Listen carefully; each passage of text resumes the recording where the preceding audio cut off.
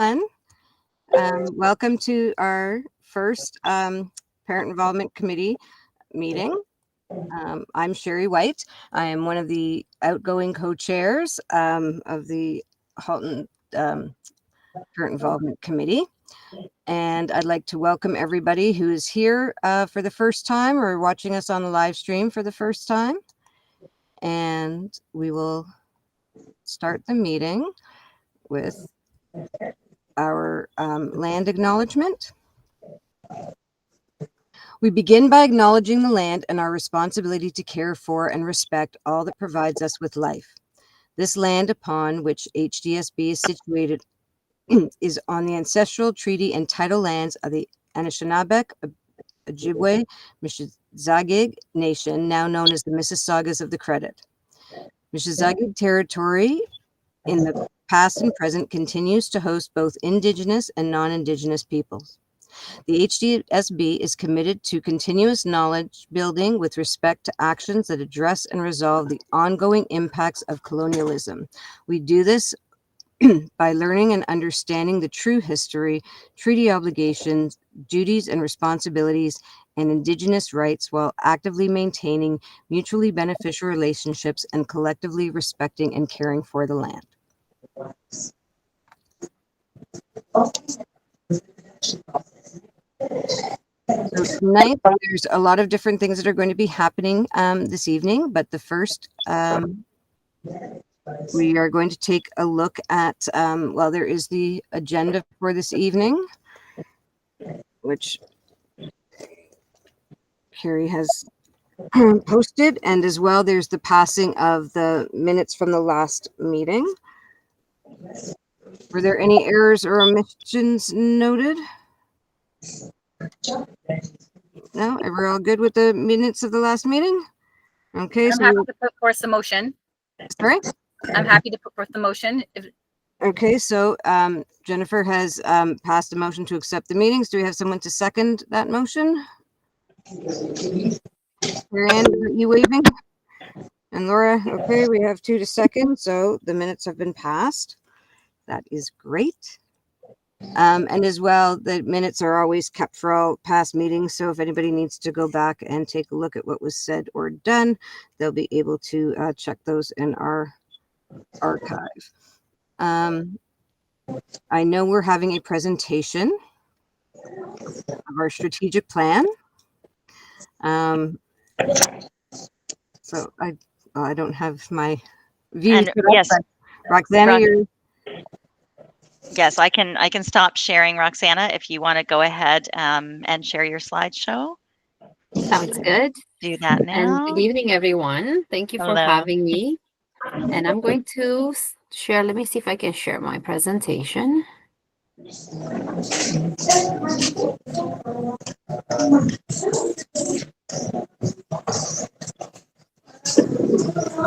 All right. So I hope that everyone can see my screen, and I have a short presentation for this evening. It is the budget planning presentation for next year. We've started the process early. So this will be for the school year starting next year in September 2026.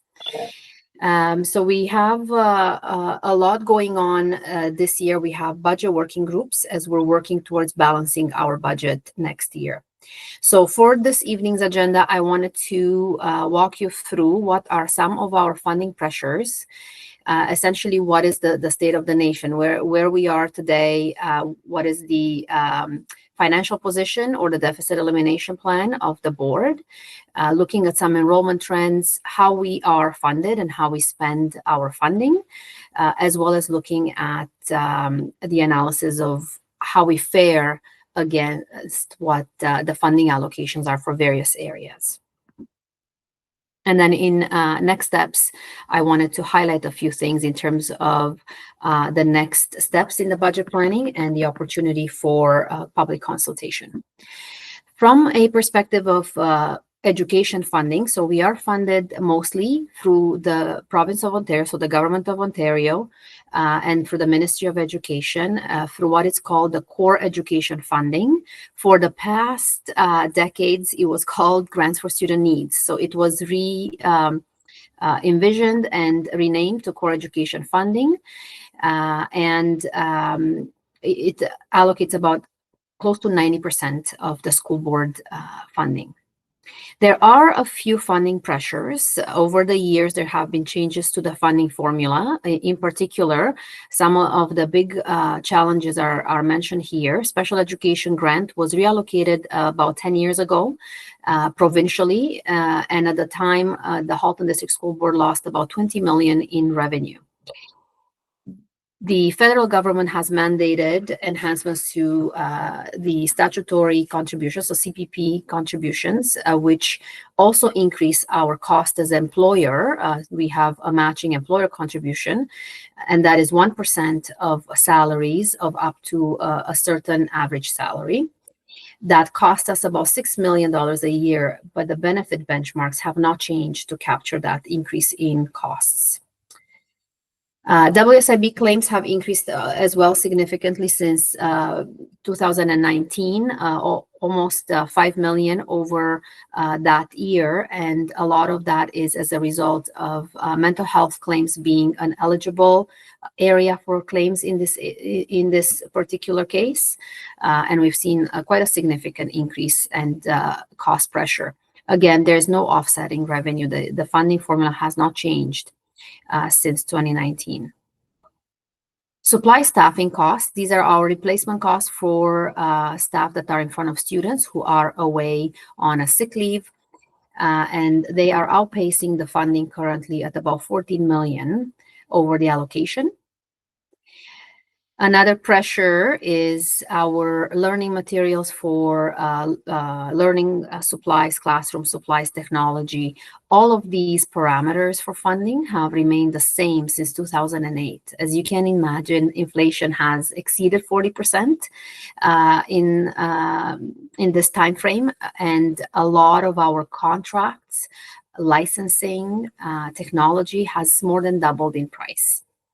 So that certainly diminishes our ability to continue to provide the same level of materials, technology that we've had in the past. Also, over the last number of years, the top-up funding for underutilized schools has been phased out, which reduced our overall school operations and maintenance fund by 2.6 million. This was funding that acknowledge the fact that some schools are not fully utilized, so they don't have 100% of the students that it can accommodate. So there were some empty classrooms.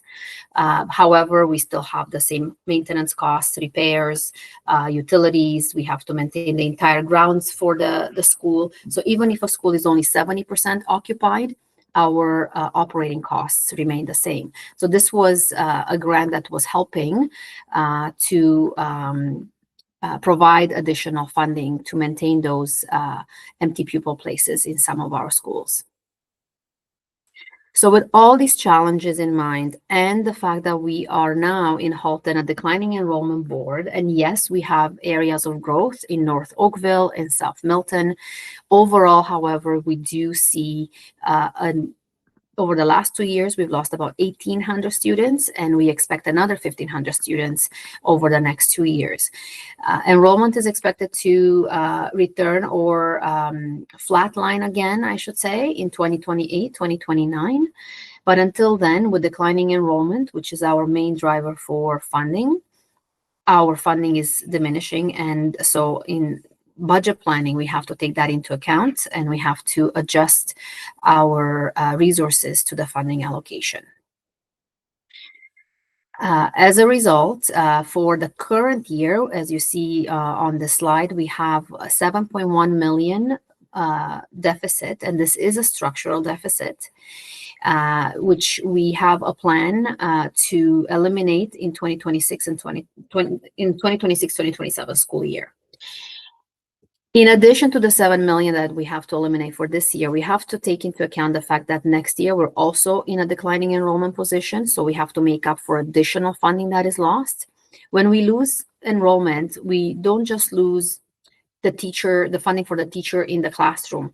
We lose the wraparound support, special education, programming, additional support for learning, resource teachers, student well-being and mental health supports, etc. So as a result, we are looking at a reduction of between 10 to 14 million in the coming year. The next two slides just give you a little bit of a visual on the enrollment projections, both history, so going back to 2018-19, and looking into 10 years for 28-29. So as you can see, elementary enrollment has been declining since 23-24 and is not expected to have an increase until 28-29. Secondary enrollment has been declining as well since 24-25. And same thing, we will see leveling in 28-29. The Ministry of Education has mentioned that for the first time in a very long time, overall enrollment provincially has been declining, even though we are a province that receives most of new immigrants, for example, but a lot of families are moving not just out of the urban areas, but outside of the province. So how are we funded? As I mentioned before, we received almost 90% of our funding from core education funding through the Ministry of Education and the Province of Ontario. The funding comes in 6 main allocations, which are listed here. The Classroom Staffing Fund that supports all of the staff that are in front of students, so the teacher, the early childhood educator, anybody who works directly with students. Learning Resource Fund are for staffing that are supporting students and staff outside of the classroom, as well as learning materials and equipment. Special education is a restricted fund that can only be spent for students with special needs and for special education programs and equipment. School Facilities Fund is the funding that allows us to operate, repair, clean, maintain our schools and school grounds, as well as provides funding for portables in areas where we do have growth and overutilization of some of our buildings. Student transportation is providing funding for busing. And School Board Administration Fund provides support for corporate functions, the back office, and includes trustees and parent engagement activities. The main drivers of funding are, as I mentioned before, student enrollment first and foremost, but also other factors such as the class size, the number and condition of schools, particular demographic, socioeconomic, and statistical needs for students, teacher experience, etc. The distance between schools and so forth. If a school with more rural schools that are further apart, for example, would qualify for additional allocations, which we may not, being a mostly urban board. So the core education funding formula calculates the level of funding that we should receive overall. The municipalities collect education levies from residents and submit them to the school board, and then the Ministry of Education tops up to the level of the funding formula that has been determined through those factors that I mentioned before. We do have other sources of funding, which you'll be familiar with. The first one, school-generated funds. That is at the school level, mostly fundraising. And again, it is targeted towards eligible expenses for which funding was retained and for extracurriculars. We have investment income, depending on our cash flow position. Rental income for use of our space, gyms or fields. International student fees and education development charges are a levy that is for new development, and it allows us to collect funding that we can apply towards purchasing sites in areas of growth. So for example, we are building elementary and secondary schools in North Oakville and a number of elementary schools in South Milton. The site on which those buildings are being constructed is purchased through this education development charges. So in this case, we have a tax base that covers for growth. So growth pays for growth, and it doesn't impact our operating budget or the pressures that I've mentioned before.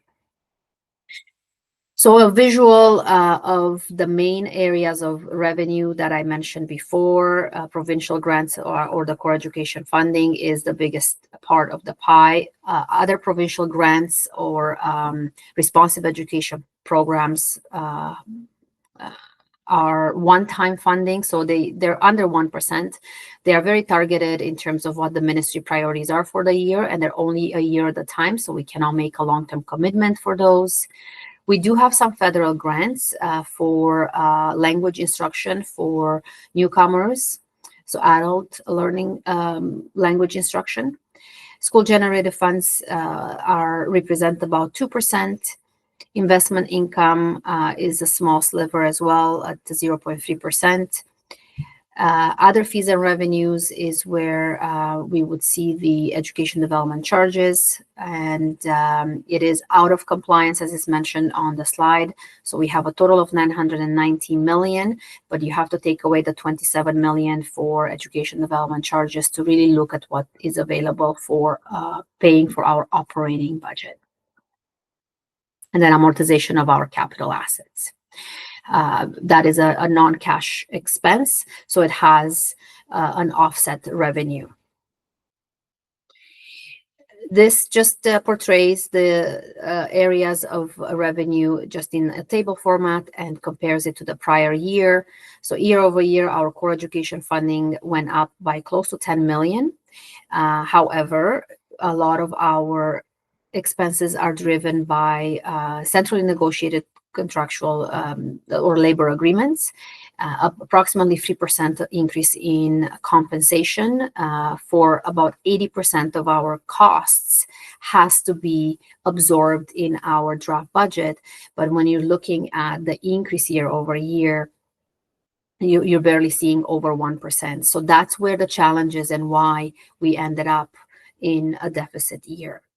And that's a reflection of declining enrollment and the areas of funding challenges that I mentioned at the beginning. Other fees and revenues are those out of compliance education development charges. So not to be alarmed that we are 26 million under. It really is a function of the levies that we receive one year to the next, as well as offset by any land purchases. And we did make a significant land purchase for a secondary school in North Oakville in 2024. So that's really why that difference is there, but it does not impact our bottom line for operations. Expenses for the current year are 970, and we spend most of our expenses on instruction, as we should. We are an education institution, so about 78% is directly spent on the classroom and supporting the classroom and our programs. About 2.2% is student transportation. Pupil accommodation is almost 14%, and that is the school operations and maintenance and the portable costs. The ministry category is named pupil accommodation, but really it refers to maintaining and operating our schools and school grounds. And then other 3.6% is mainly school-generated funds and some other one-time funds in there, or the offsetting expenses for the federal program, for federally funded programs. And then administration is about 2.2%. So a little bit of a breakdown of each category. I won't go through these. I have provided the slides to Carrie, so she can make them available in case you don't have them. But I just wanted to give you a breakdown of our expenses. We spend about 80% of our budget is staffing. So we, as a service organization, our expenses are mainly compensation, and we have about 75% of our total budget in staff that work with students, whether it's the teachers in the classrooms, educational assistants, early childhood educators, the school administration team, and any supports, central supports that provide support both to students and to teachers in the classroom. Pupil accommodations of facilities and school operations represent about 3.5%, and that includes our caretaker staff in our schools, our health and safety department, and our facilities department. And 1.7% is the corporate functions and includes finance, purchasing, planning, communication, research, for example, the directors and the trustees and the supervisory officers. And this is a breakdown for the other 20% of our budget, which is the non-staffing. Most of it, of course, is going to be on under pupil accommodation, which is the utilities and repairs and maintenance of schools. Transportation is also a bigger chunk, 2.3%. And under instruction, the technology and learning resources is about 3.5%.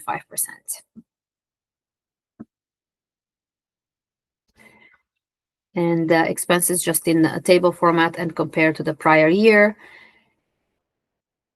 So as we look at the budget planning process, and we're trying to identify efficiencies and savings so that we can balance the budget for 26-27, we do have a number of areas within the budget that are prescribed. They're not flexible and not within the control of management to make decisions. So, for example, most of our instruction staff are mandated by class size ratios. That includes teachers and education, early childhood educators. We also have various ratios that are based on collective agreements. For example, the square footage for which we have to allocate custodian. There are benefits that are mandatory to be paid, whether they're health, statutory, or insured benefits, pension costs, and the federal government, as I mentioned earlier, if they increase the contributions, we do have to make that change and incur those costs, whether there's funding or not. The WSIB claims have to be paid and covered, legal fees, contractual obligations. I'll give you an example. For example, licensing fees. We've had software that has gone up 25% from one year to the next, and we are not in a position to really negotiate when someone, for example, like Microsoft or a very large company that we depend on has a significant increase. We do have to absorb it within the budget. So those are the type of contractual obligations that are not really within our control to say, you know what, we would like a 5% decrease and across the board. Utilities are based on the rates that are, if there's an increase in the rate, gas has decreased slightly, hydro has increased. So it really depends on that. We do have some ability with building automation to be efficient, but what the rates are outside of our control. And targeted funds are meant to be spent in a certain way. So that's not something that we can use towards balancing the budget. But there are areas within the budget that we can review, and we are looking at everything through this budget process. Everything is on the table. And this slide just gives you a little bit of an idea of the remaining areas within the budget that have some flexibility, and that includes school-based or centrally deployed staff that are not mandated by those ratios, as I mentioned, other central supports for instruction, student well-being, special education, corporate supports, school administration and staffing, school support staffing ratios. From a non-staffing perspective, of course, the amount of operating budgets for schools, resources, technology, the cycle for replenishing technology is something that we can look at. If we are covering things that are extracurricular, any optional programming, program locations. We can take a look at different things to see if we can deliver things in a more efficient manner and save some costs. Professional development is another area, and repairs and maintenance of schools. It has to be a delicate balance between delaying maintenance and repairs of schools and not getting into a situation where you have an emergency repair. Those could be very expensive. So while we're carefully looking at what we can reduce, we also have to make sure that we are not causing a long-term problem that is a lot more expensive down the road. Student transportation continues to do route efficiencies at the beginning and during the year, in order to make sure that we are as efficient as we can as we provide student transportation for eligible students. So how do we fare? How do we spend that our funding compared to the allocations in the funding formula? Typically, the classroom teachers, those that are based on classroom on class size ratios, are quite efficient and aligned with funding. Supply costs and benefits, I've mentioned at the beginning in the core education funding challenges, are over the funding allocation. Library guidance early years are below.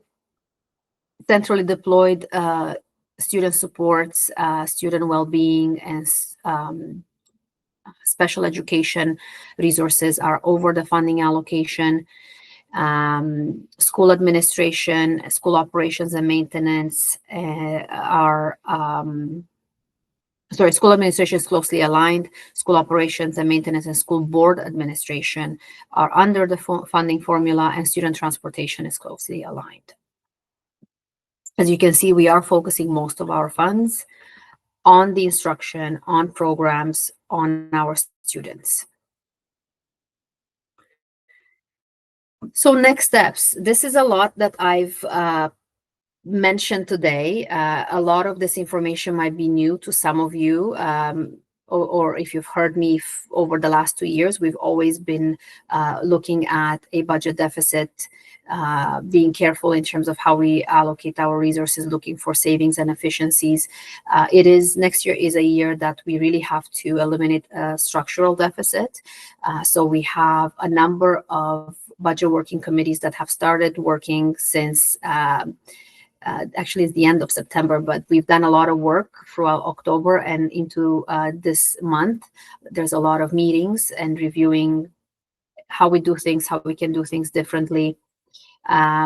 We had a presentation at a Special Education Advisory Committee on October 15th, met with our union partners on October 22nd. We are going to go to the board on November 18th. And then we have a presentation to school councils on November 25th. We're going to be opening the public consultation in December with some information. Some of this information you've heard today, we're going to make it available to the public as well, allow for a period of questions that they can be submitted so we can respond to those questions, and then open up in January the survey. We are encouraging you to pass this along, make sure that we branch out and people are aware, and we get as much interest and responses in the survey as possible. So please keep that in mind. You will be receiving notification when they go live, when the survey is being launched. I'm happy if you want me to come back to another meeting at some point. I'm happy to come back and have a discussion with the committee. But keep an eye on that. We approve the budget in June after we have the funding. The funding is usually received in March or April, sometimes May. So depending on the release of the funding, we would know what position we're in and exactly how much we need to reduce in order to balance the budget. All the information is on our website under board budget and financial information website. As we meet each milestone, we add a board report or a presentation. Everything is populated and available on the website. And with that, I'd be happy to take any questions.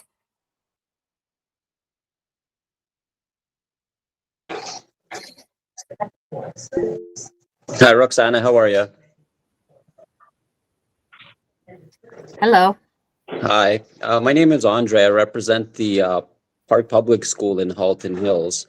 I know my wife is on the committee as well, and they do a great job with all the volunteers there, raising money through bake sales and all kind of events and the footwork that they do. And I guess my question that I had was like, how does how are contractors chosen, and how are they often and are they reviewed by the board at all? Because what I've noticed is they would go around and do all this work for, say, giving something back to the school and the children, whether in this case it was a basketball court. Um, but from what I've heard, it cost absolutely a lot of money to put those courts up based on the contractors that were used. And I guess the question is like, are any of the small companies ever given a fair chance to take a bid on this? Is this even up for negotiations?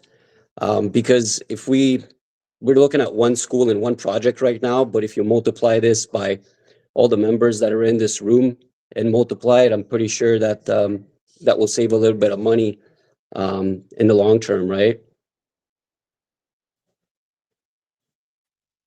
And that's an excellent question. Thank you for that. And so there's a few different things. We have, depending on the dollar value, we have a competitive procurement process. So we post everything on bids and tenders, but we also provide an opportunity for local contractors or smaller firms to provide their bids in person or via email. So sometimes they don't have a membership with a platform or a portal like bids and tenders. Certainly have a vetting opportunity for vendors of record. So those vendors that you see mostly in schools are local companies that have been vetted, making sure that they are qualified, have insurance, have skilled trades of, depending on what licensing is required, etc. If a local vendor wants to be on our vendor of record list and has missed the renewal, is always welcome to approach the purchasing department, and we can provide them with the information they can submit, we can review, and so forth. So certainly there's opportunity, and we want to be very cognizant about that. We also have a relationship with our Indigenous partners. So that's, again, a different relationship where we're trying to be very respectful of the way that they conduct business or trade, etc. So certainly we're taking into account different sizes of vendors and ability. If you have a very large construction contract, typically it would be through bids and tenders. You do see sort of the same players provincially, not only within Halton, but that is, based on the value of the contract, the size of the team they're required, etc. With respect to basketball courts or things like that, it isn't something that the vendor doesn't get the work because they maybe donated to a fundraiser. So it doesn't work like that. If there is a partnership where a vendor donates the basketball court or something like that, and perhaps we pay for installation. I'm not sure about the project at hand, but it does not matter. We welcome our partners to provide funding and fundraise for our schools. We just have to remember that everything that is fundraised is above and beyond what is publicly funded. So education is free. We have to provide our students with programs and resources. This is above and beyond. If they want an upgrade to the court or a scoreboard or for extracurricular activities and things like that. Mm-hmm. Yeah, and I understand that safety and liability standards are obviously a must in this kind of situation. But then let's just say there's smaller projects. Like, is there any way to involve volunteers or like local trade companies on lower risk projects in the schools just to kind of make the dollar go a little bit further?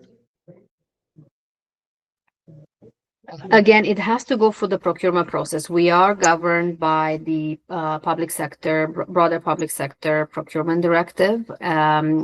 We also are a vulnerable sector, so we want to make sure we work with contractors that are vetting their staff to be able to work within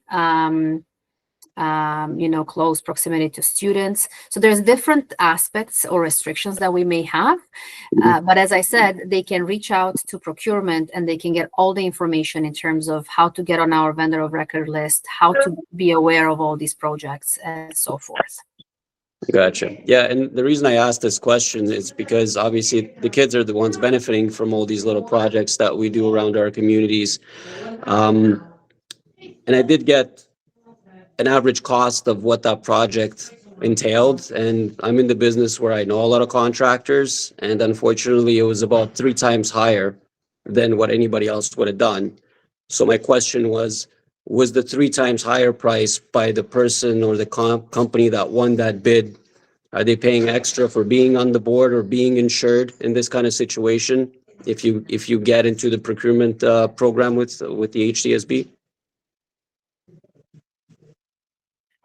I would not say it was 3 times as high. That would be difficult to say it's the correct statement, because if you, for example, have someone which may not be as qualified or have the requirements we ask for, and they are cheaper, it doesn't mean that we are being overcharged. I can also tell you that vendors will charge a different price for someone like a residential project if you have some work done at home versus an institution. So that's always been the case.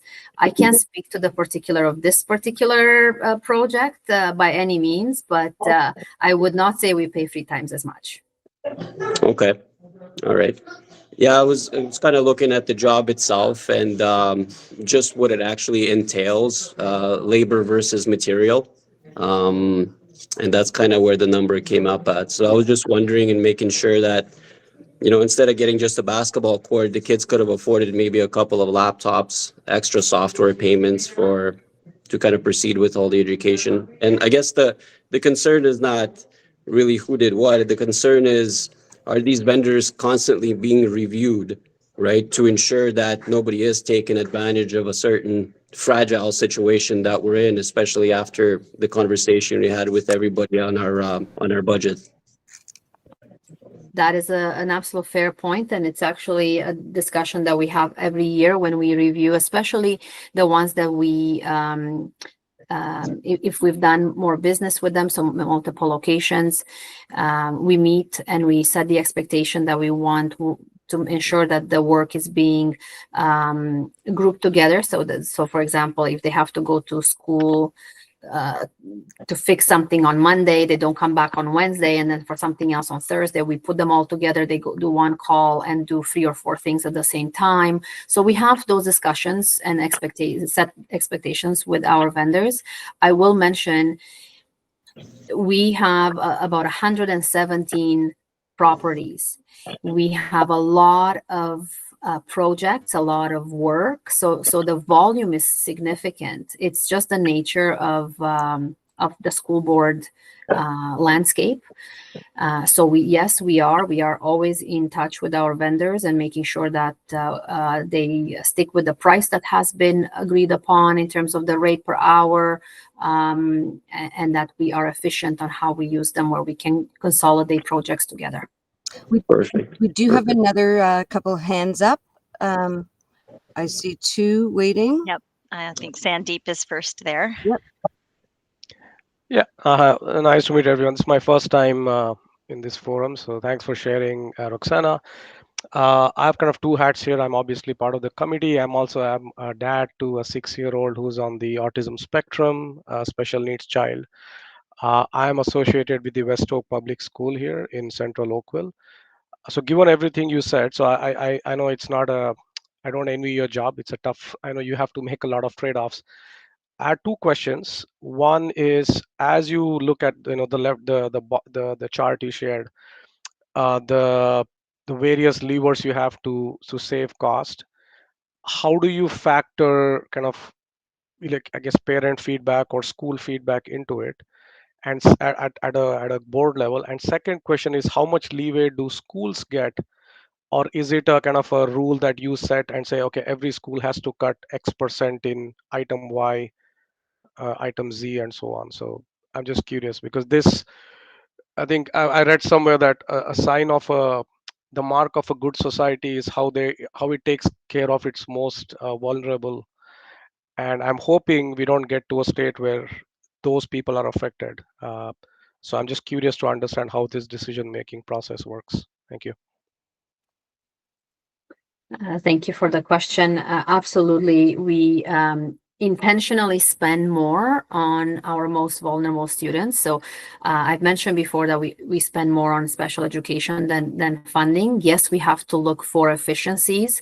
The plan is not to reduce it to be within funding. We know the funding formula is outdated, and we've been very vocal provincially that we need to have a look at the parameters, at the formula.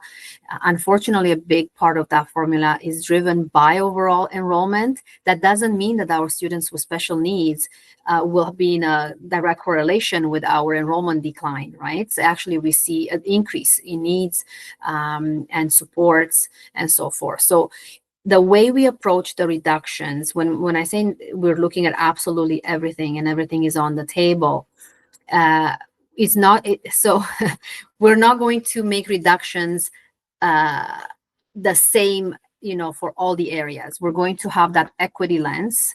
We're going to make sure that there's additional support for students who require, not just students with special needs, but there are students who require additional support, whether it's mental health and well-being, additional learning gaps, or early reading, etc. So just helping through student achievement and student well-being being, core of what we do and how we support our students. So it's going to differ from budget line to budget line. In terms of schools, really where you're looking at, they have an operating budget for learning resources, technology. Can we fundraise more if we want additional technology? So maybe we can't continue to provide the same level of technology, but perhaps there's areas, so there will be schools in areas where fundraising is not a problem. And there will be schools where we'll continue to provide additional devices because they cannot fundraise to the same level. So it won't be an equitable process of reduction, if you want. In order to achieve equity, we will have to take into account the individual needs of each school community. And also the areas, the departments that are supporting our schools, how they work and the workload, and in terms of how they support schools by area, by size, by by needs. Some schools receive additional support. Right. So there is a variation at the school level. Yeah. Okay. Got it. It is very intricate. Yeah. So what we want to hear from you and all the stakeholders is really the decisions are difficult. Every decision we make to take resources away from our system will have an impact on student learning and well-being. There's no sugarcoating that. It's how can we make it so that it's not like the impact is minimized, that we can continue to support our students. So what are going to be some of those areas that we need to cut back? That really is, it's a very complex situation, and it entails a lot of subject matter expertise. Everybody who's got, different areas of support. But we do have representatives from all of our staffing groups and areas and schools providing input into, can we make this happen? If we do this, how will we implement that reduction, etc. Yeah, thank you. Okay, Zina? Thank you so much, Sherry. Thanks, Roxana. This is Zina Al-Mudaris. I'm representing Oakville Secondary School. Actually, it is so thankful that you just share what's going on, the awareness of the deficit. I have a question regarding the fundraising. I think the fundraising is one of the major milestones that we use for all the budgeting. So regarding the fundraising policy and the board, as a board level, and which was the last update, I think it was April 2023. So, and the next one, it will be in April 2027, which is like it's 2 years from now. There is any way to have any mandate for this policy to make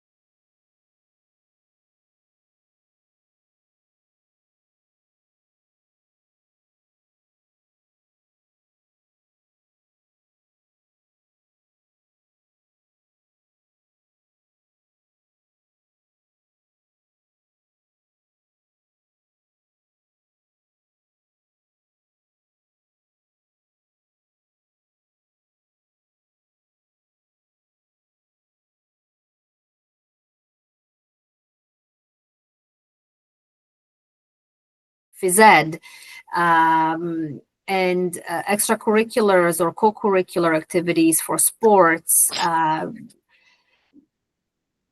you know, upgraded basketball nets, for example, because that came earlier, things like that, upgraded music or arts equipment, upgraded technology lab, like computer lab. Maybe we don't provide a Mac lab anymore, but maybe the school wants to expose students to something like that. And so those would be the only areas really where fundraising could supplement what the school provides. And then we have to be careful, because in Halton there are different pockets with different abilities to fundraise, and we want to make sure all of our students have the opportunity to have an upgraded lab, or basketball nets, and et cetera, et cetera. So we will then try to make sure that those other school communities receive additional funding from our core education funding in order to make sure that there's equitable access to programming. Okay.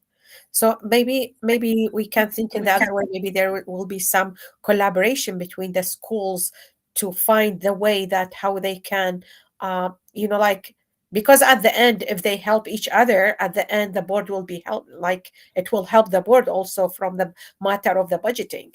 So maybe we can find some way through the school council, through the PIC representative, how the schools can collaborate to make the fundraise that can help all the schools, even if it is 2 or 3, like 20 schools or whatever. At the end, it will help the budget from the board part, right? Absolutely. And I think we have another opportunity. I'll be joining the school council financial training. And at the end, we tagged a little bit more time so I can have this presentation. Now, I will tell you, it's the same presentation. So if you've seen it, you'll see it again. But it will be an opportunity for a larger group to have some of those discussions and then conduct those discussions in a different forum as well. Okay, thank you. So we'll see you then. Thank you. I do have a question as well. I know that in the past, the trustees were petitioning the ministry a couple governments ago, but out of the, there's 73 boards across the province. And unfortunately, Halton Public and Halton Catholic were sort of tied for, the last couple of positions as to, where ministry money comes in. And I know that was at a time when, Milton was labeled as the, fastest growing community in all of the country. So, when you compared the money that came to Halton, as compared to, let's say, the Toronto District School Board, the money looked about the same, but it's, the price per student. And we had way more students coming into the system at the time, than the Toronto board did. Has that ever leveled out, or are we still kind of sitting at like, number 72 out of 73 on the amount of money that we get from the province? Thank you, Sherry. It's an excellent question. We are still sitting at the bottom. We are not quite in the bottom two, which we were fighting for with our Catholic counterpart. One of the reasons is, as a declining enrollment board, we do get over 2 years a declining enrollment adjustment, so that we have time to make the reductions that we can. So that's when you consider that, really it bumps us up a little bit. I think we're third or fourth from the bottom, but not necessarily because we're getting more funding. We're just getting a grace period to reduce our budget, our resources, to align with the reduction in enrollment and funding. The trustees are still very much active in terms of advocating for fair funding and highlighting these funding challenges with the parents and provincially with their provincial counterparts. So that they still have a committee that is working on that. And in addition to that, we do have provincial committees, the school boards. So my role, the superintendents of business, the directors of education, we have provincial meetings with the ministry and opportunities to continue to communicate these challenges. So we do have that forum to inform them. We continue that work where we want to make sure that the decision makers are informed about the impacts of the current funding formula or decisions to changes to the funding formula. And sometimes we get some changes and sometimes we don't, but the work continues. Well, I really hope then that the government continues to keep the trustees as trustees, because they're very needed to, be that advocate, as much as all of us are here because we are parents that want to volunteer our time and support our own children and our schools, the trustees being our voice to, between the board and the ministry is an important position. And sometimes government politicians are not always forward thinking when they're just trying to cut spending and stuff as well. So hopefully that stays as it is, because it's an important position. Were there anybody else that had any questions or comments? I don't see any hands, but thank you very much for the presentation. And obviously, I know that the communication has gone out to school councils and the principals so that the treasurers and on each parent council would be invited to the presentation that you do as well. And that's important. So thank you very much. My pleasure. Thank you.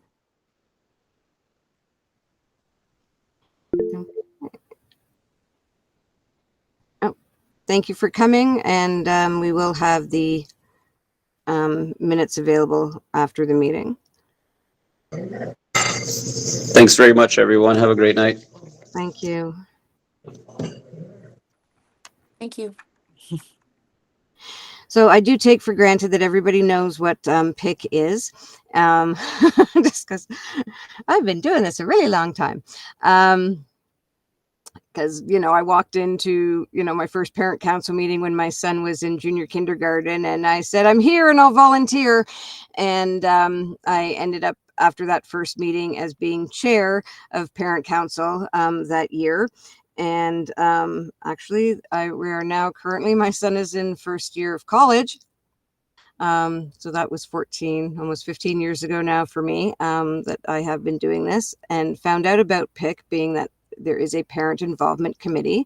And that is something actually that, just like school councils, it is something that is mandated by the government, that, it's not, we are not in a totalitarian society where it's like, the board gets to make the rules and parents and students just have to abide. We do have a voice. So we have our school councils, but we also have a parent involvement committee. So how sort of, I know a lot of people say, oh, well, I'm the PIC rep, and what is the difference? So the parent involvement committee really allows the parents to have a group, an organization, to get together, to bring all of the schools together, as we do now, and have, a voice that goes back, to the board if we have, concerns that are being brought up. If, as Zena had mentioned about, fundraising and things that go on within the schools. So what we have asked is that when school councils are being developed, and especially forming their executive, whether that's the chair or co-chairs, or a vice chair, and they have their secretary and they have their fundraising people, that we also have a PIC representative that is a voting member of council, that is also the liaison from our PIC committee.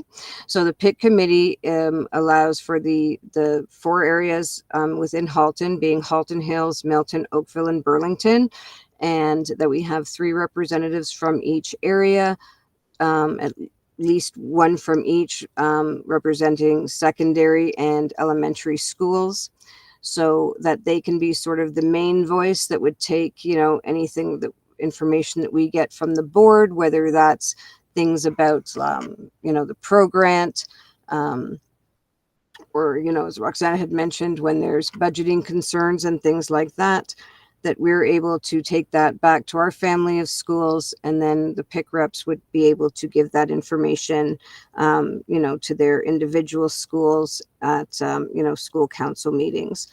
And really, yes, this slide with engagement versus involvement, we want, that there is going to be communication on a 2-way, that, when we take concerns back to the board, or the board gives us information as parents, that we're going to be able to have these important dialogues and be able to share information, and, bringing that back to the schools. It's especially, I know that the focus of the ministry as well, their focus is on mental health and well-being. That is something that, we've seen a need for, especially, a lot of our kids had, went through what I call the COVID years, and, really needed some help, because socialization wasn't always there, and sometimes navigating, when you're doing these meetings too, I'm looking into a camera, I'm not necessarily, looking into the faces of people around a table, which is, it has its benefits, but it does have its drawbacks as well. So we do want to be able to, have that engagement, get our parents involved. And if you have parents as well that maybe they weren't able to commit to, parent council meetings, but they have expertise in certain areas, or they're really, great with, helping out at school functions and fundraisers, we're never going to turn away somebody who wants to volunteer, and be involved. So tonight we have our new PIC committee and our regional PIC members. So there were the ones that, there are some new people that were chosen. Actually, we are going to appoint or elect tonight co-chairs, because the co-chair position for this committee is a 2-year position, which I'm finishing tonight, as well as Saad isn't able to be here tonight, but we have been working together for the last few years with this. So now is the opportunity, because we do have some new people here as well, that I'd like to open up the floor for introductions. And please let us know what area you're from and schools you represent. As I said, I'm representing now secondary Halton Hills, as my daughter goes to Acton District School in Acton. And I don't, Allie, would you like to start off? Hi, Sherry. I'd love to, but I don't know what sort of order you're going here.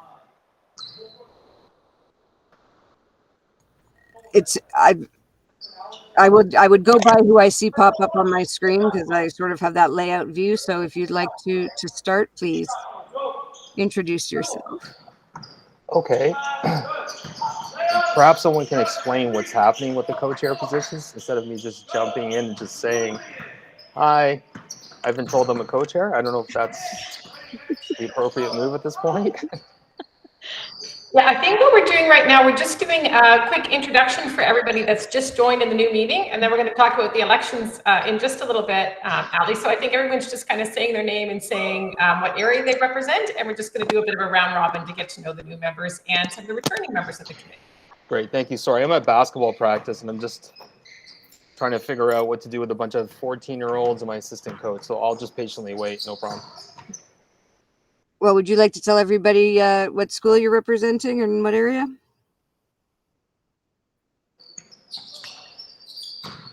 I can wait. Thanks, Sherry. Okay. Zena. Sure, Sherry. Hi, my name is Zina Mudaris, and I am representing Oakville Secondary School. Carrie Ann. Hi, good night, everyone. My name is Carrie Ann Foster, and I'm representing Milton Secondary Schools. Laura. Hi, everyone. I'm Laura Tripp. I represent Burlington Elementary. Susan. Me, Sherry? Yep. Sorry, everyone. I had to dial in from my phone, so managing two littles beside me. I'm in Georgetown. I represent elementary, and this year middle as well. Grade 6 at Centennial and two littles at George Kennedy. Hi, everyone. That's great. Jen, you're up. Hi, everybody. My name is Jennifer Sibbett. I am a representative, I believe, of Milton Elementary. However, I've got 4 kiddos. I've got 2 at secondary.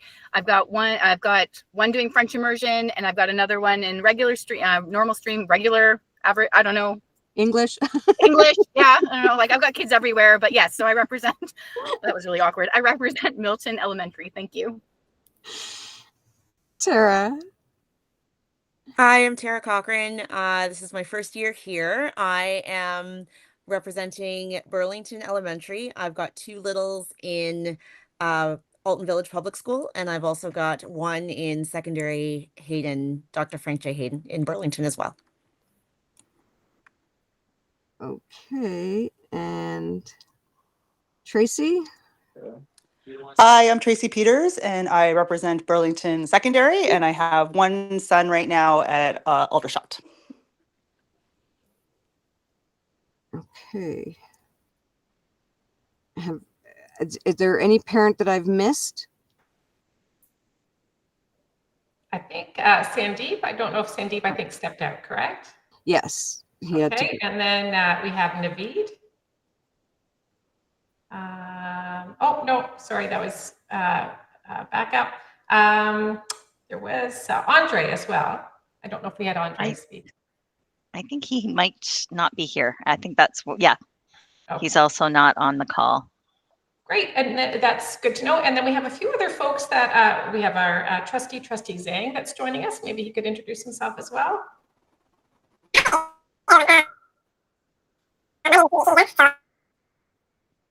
Oh my goodness, is that what I sound like? That is what you sound like. Yes, Jerry. That's the only time I've heard it. It's not been you. This is you, Sherry. Trustee Zhang, you're going to have to log off and log back in because your sound is not working properly. Can we get Sherry to translate? Yeah, maybe. if I knew that that's really what that sounded like, oh my goodness, that's the first time I've heard that. And yes, people who don't know or are watching this in the live stream, yes, sometimes when I log on, I apparently sound like Minnie Mouse, or it comes across like that, and it is a computer glitch. The only way to avoid it is you have to log off and then sort of log back in. So we're I'm waiting for. wondering, yeah, we have two. Oh, there's Trustee I- Zhang. Would you like to try again, Trustee Zhang? Oh, does it work? It is better, Yeah, much better now. That's what you have to do. You have to go out and come back, and then it fixes it. Okay. My name is Xin Yizhang, so because my name is not that easy to pronounce, so a lot of people know me and call me XYZ. And I'm a trustee for Burlington Ward 3 and 6, and also a trustee member of the PIC. And I'm a IT professional. So in the upcoming PIC conference, I will have a workshop about motivating children in computer programming. So I'd like to meet you all at the conference. Thank you. Thank you, Trustee Zhang. There are a few board representative as well, so I'll introduce myself first, if that's okay. So I'm Tara Connor, and we have a Tara Cochran. I know it's so rarely that there's another Tara in groups that I'm at, so this will be nice to adjust to. I am the Superintendent of Education with the family of schools responsible for Halton Hills, so that's all of Georgetown and Acton. I look after secondary school programs. I look after our school libraries. I support retention, recruitment, and growth within the board. And I'm very, very grateful to be also part of supporting our school councils as well as our parent involvement committee. I know I live on the board side, but I also am a mom of 4 daughters, all of whom have gone through the Halton system, 2 of whom are currently at Blakelock. So really enjoy the group. And I also know that we have, I believe, both of our principals here as well. Maybe Louisa, if you want to introduce yourself, and then I think we have Ashley here as well. Absolutely. Can you hear me? Yep. Yes. Okay. My name is Louisa Botello, and I am principal currently at Garth Webb Secondary School. And tonight I am representing the Halton Secondary Principals Association. Thank you. Hello, everyone. Good evening. My name is Ashley DeRitter. I am principal over at Sir Ernest McMillan Public School in Burlington, and I have the pleasure of representing the elementary panel here this evening. And I think Sadine has joined the call. I don't know if she had a chance to introduce herself. Good evening, everybody. Thank you so much for accepting me to the call as well. My name is Sedan Yesildak. I have 2 children going to Garth Webb Secondary School in Oakville, and I am also representing Oakville Secondary Schools. It's a pleasure to be in the meeting too. Thank you. Has everybody had a chance? I think looking at the list of members. And of course, well, Carrie, would you like to say hi? Or did you do that? She is our... Yes, not officially a member. I work in school operations supporting the team of superintendents and specifically Tara. So I'm here just to help with the technology as much as I can with my limited skills, but I think it's going well so far. And your name is on all the emails, so people will get to... Right, yes. So you will see me. You will see me in your group emails. She helps with everything. She's being very modest. She helps with everything. So yeah, she's a wonderful support to us all, I know. Absolutely. Okay, so the next on our agenda, our PIC conference updates. So Laura, I'm going to jump in first. Yep. Okay, Jen. So it's myself, Jennifer Sibbett, and my co-chair, Laura Tripp, who are your co-chair of the PIC conference coming up on Saturday, November 15th. Registration just closed yesterday. So we're really excited to invite hundreds of you to come, and with a fantastic day of learning and connecting and networking and sharing of ideas amongst parents and guardians in the board. Of course, I'm in the car. So shout out to all the people who are not in their house right now because you've signed in from your car or from a gym or from a pool or from an ice rink. hats off to you guys too. So I'm sorry I left my notes at home, but we are just really excited to welcome all of you. One exciting things that we've decided to do this year, or planning this year, is to have a kind of a lunch and learn for PIC representatives and their co-chairs at the school, because there is a lot of stuff that comes up about fundraising, which we talked about tonight, or just have the PIC reps, the funding that you're going to be getting. And so this is a good way to share those ideas and what worked for you or what didn't work for you, and sharing those ideas to benefit your school and what else Are you guys not tired yet? Uh-oh. Ali, oh no, you're not Ali. Who's that? Emma. I think it's Ashley, who's the Oh, principal I'm of the presenting school, and is at tomorrow movie night in at this multitasking. conference, and she leaves everything till the very. Ashley! Ashley! Oh, there, she's muted. You're good. You were not muted there for a second. We're back to good. I am so sorry, friends. Sorry, I'm running multiple things at once here. That's why I was saying shout out to those who are not in their house. Absolutely. Totally get it. I'm really curious as to what's happening with Emma, Ashley. You have to finish. Well, Emma is our music teacher, and she's presenting at a conference tomorrow. So she's still working away here. We're closing up our movie night tonight. So we're a happening place over here at Sir Ernest Macmillan. Thank you. Laura, do you want to jump in? Because I'm sure I've missed some amazing things, but. No, I think you did a great job, Jennifer. I think just a reminder, we have our keynote presenter is Pradeep Nagra, who's the Equity and Human Rights Advisor for the HDSB. So we're really excited to see his keynote presentation. And then we have a number of workshops. So we have about 10 workshops per session on a lot of different topics, ranging from mental health and AI, social media, parenting, mathematics, literacy. I think that covers most of them. So we're really excited to see everyone and look forward to a good day. And I'm also going to say now, because I have the floor, is we're already going to start planning for next year very soon. So if this sounds like something you want to get involved in for next year, do not be afraid to put your hand up. It's a fantastic group of people that come together to put this on, and it's a wonderful experience. So if it's something that sounds good to you and you weren't able to make it this year for whatever reason, please join us next year, because that's going to start soon too. Thanks. We'll see you next Saturday. And yeah, just a shout out to everyone else on the group that didn't speak today, but there's a bunch of people on this call who have worked tirelessly for the last 2 or 3 months pulling this together. So thank you to everyone. Yes, thank you. Working super hard.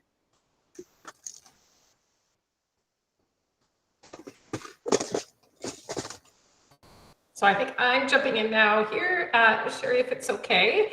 So this next portion of the agenda, given it's the start of our new year of our Parent Involvement Committee for the 24-25 school year, is a time in which we look towards our co-chair elections.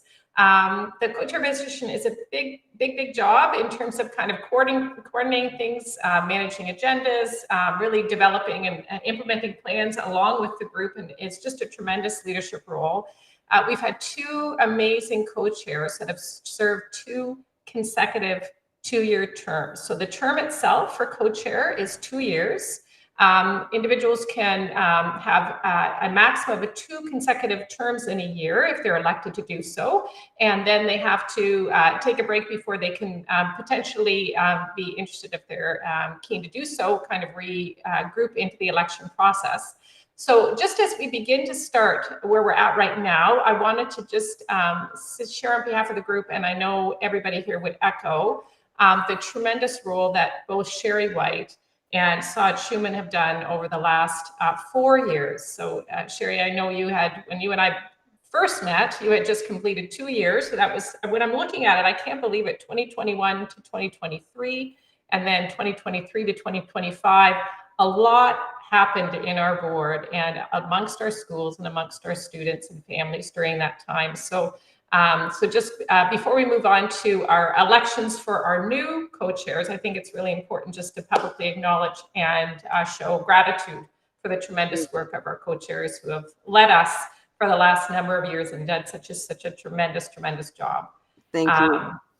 What that does mean is that we have vacancies for 2 co-chairs that again would be serving a 2-year term from 2024 to 2027, the end of 2027.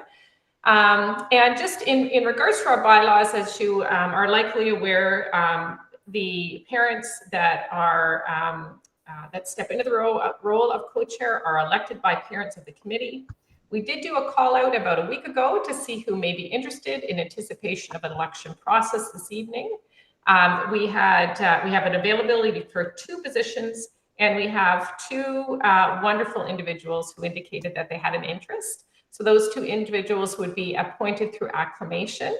And so I'm delighted to share with you that we have both Ali Chowdhury as well as Laura Tripp, who are our new co-chairs for PIC for the upcoming 2 years. So congratulations to you both.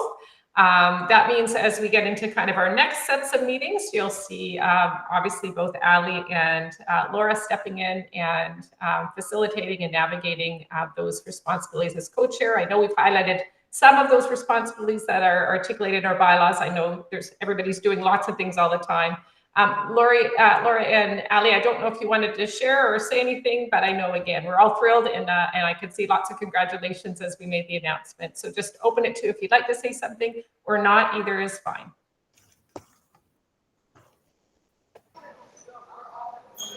I think Laura prepared a speech. No? You go ahead first, Ali. I think it's. I think Laura and I want to acknowledge the great work that Sherry and Saad did for the last few years. But not only them, but we want to acknowledge the great work that the PIC community, including the admin staff, the leadership from the board, the collective community, and what they've done for our students and their academic journey. So thank you to you all. I'll speak for myself. Big shoes to fill.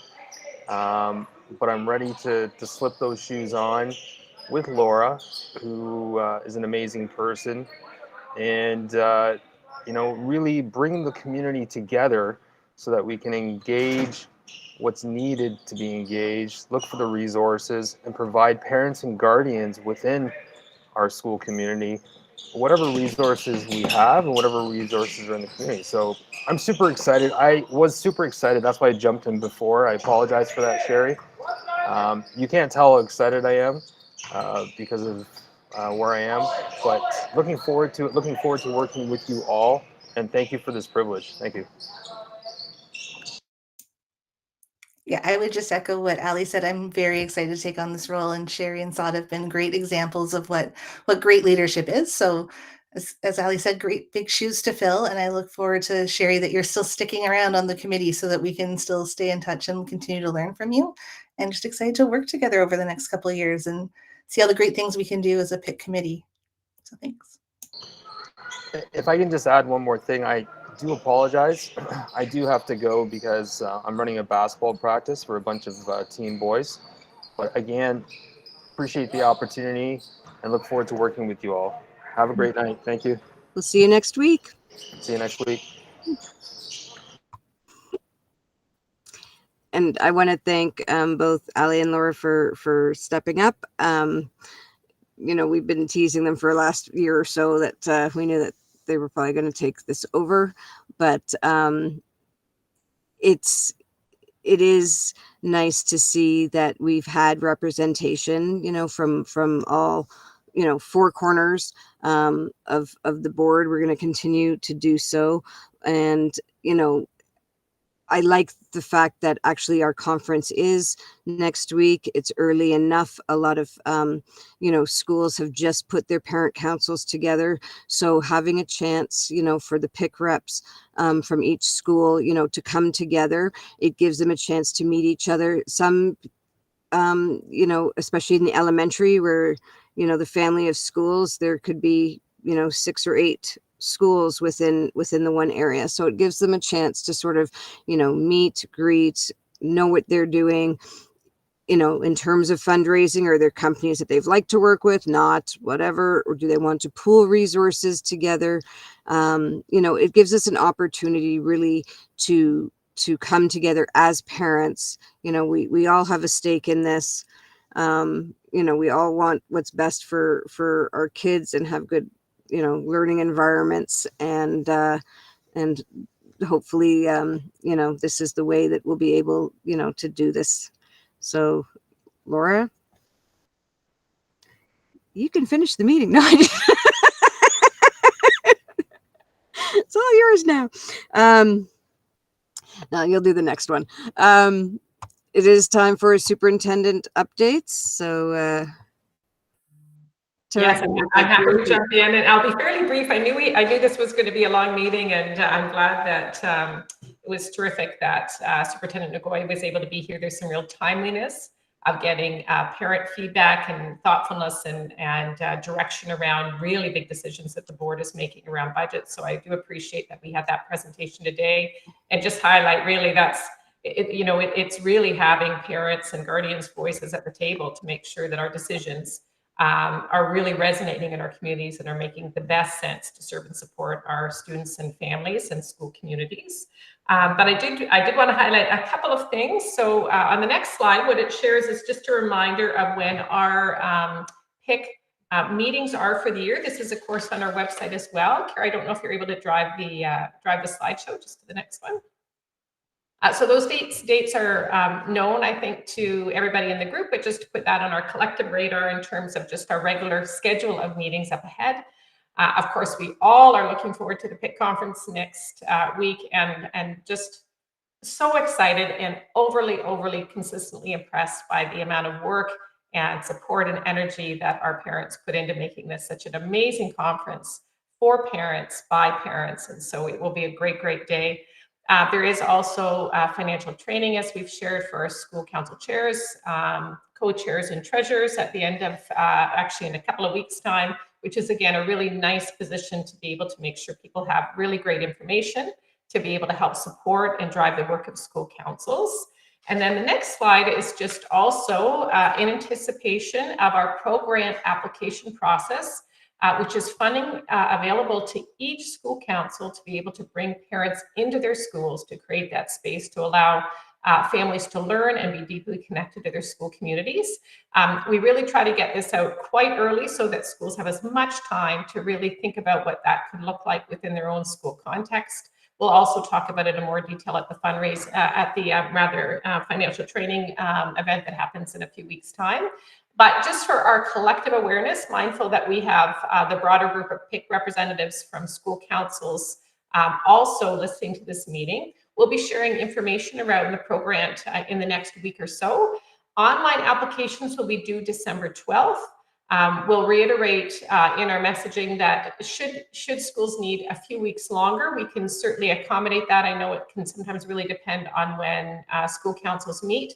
But we would like to let folks know as early as possible that that money is available to them so that they can really begin plans in case they want to begin some of those reach out or opportunities to bring families into schools as soon into the year as they would like to do so. That means with that timeline that we can actually confirm prior to the winter break through the school principal that money is available. So again, they can start perhaps booking guests or arranging special evenings. And we do ask that all plans be executed by the end of May. Again, that just allows us to make sure that we're being accountable and that we get all of those pieces in order as we work through this school year. So this isn't new, but just additional information and what will be moving along in the weeks ahead. So those are the big things I wanted to connect to. And then I believe Trustee Zhang may have an update as well.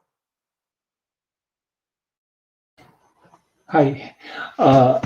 I want to share some information about some questions regarding some questions that recently I got. Some HDSB parents may have received a letter from Halton region about their children's immunization records. Students will encounter suspension if the records don't meet the requirements of the Ontario Mandatory Children Immunization Program. There are many reasons that the parents receive this letter. It could be a missing immunization or incomplete records at the Halton region. So keeping immunization records up to date is very important. To view and update the records is easy. Halton region has a webpage for immunization record. Parents can just access the records by entering the Children's Ontario Health Card number to view and ensure the records are correct and up to date. Parents can also enter new records and update existing records to make corrections. And after that, Parents must upload a picture of the yellow card for verification process purpose. If you have any questions about the online immunization record tool or have any issues like access issues, you can call 311 to get assistance from Halton Region Public Health. Okay.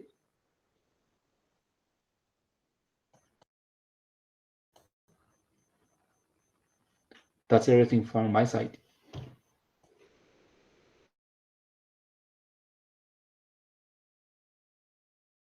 Sherry, would you like to wrap up the meeting or would you like me to jump in?